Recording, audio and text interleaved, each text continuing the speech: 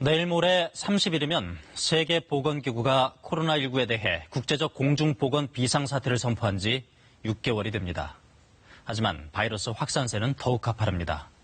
지난 6주 동안 확진자 수가 거의 2배 증가해 1,600만 명을 훌쩍 넘었고 사망자도 65만여 명에 이릅니다.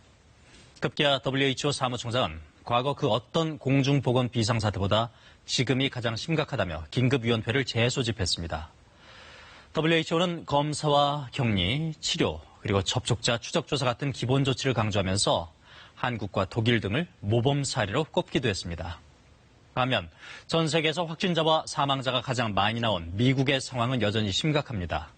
심지어 대통령의 최측근인 국가안보보좌관까지 확진 판정을 받아 백악관에도 비상이 걸렸습니다. 워싱턴 서지영 특파원의 보도입니다.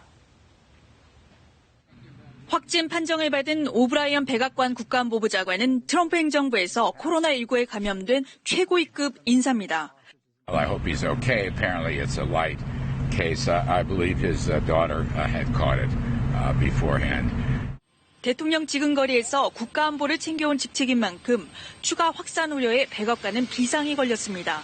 트럼프 대통령과 함께 있었던 것이 확인된 공개 인사는 지난 10일 미군 남부사령부를 방문했을 때입니다. 하지만 이후 비공개석상에서 얼마나 자주 접촉했는지 백악관은 물론 대통령도 밝히지 않았습니다.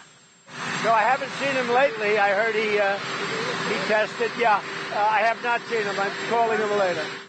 오브라이언 보좌관은 지난 13일부터 사흘 동안 프랑스 파리에 머물렀습니다. 프랑스, 영국, 독일, 이탈리아 등 국가안보 관련 최고 책임자들을 잇따라 만났는데 당시 마스크를 착용하지 않았습니다.